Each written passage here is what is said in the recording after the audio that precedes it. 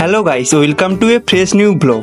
বাড়ির সামনে আজকে গণেশ পূজা হচ্ছিল, তাই বেশি দেরি না করে প্যান্ডেলের সামনে চলে এলাম। এসে দেখি এখন সন্ধ্যারতির কাজ চলছে, আর এদিকে ছোট ছোট ভাইয়েরা ঝুরঝুরি জ্বালিয়ে নিজেদের মধ্যে আনন্দে মাতামাতি করছে। তারপর তুষার চায়না বোমে আগুন জ্বালিয়ে দিল।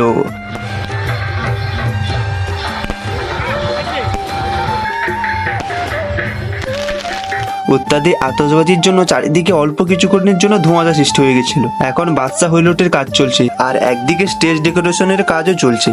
এদিকে দেখি পূজার প্রসাদ প্রস্তুত করা হচ্ছে। তারপর সবার মাঝে প্রসাদ বিতরণ করার পর আমিও প্রসাদ নিয়ে বসে পড়লাম আজকের অনুষ্ঠান দেখতে।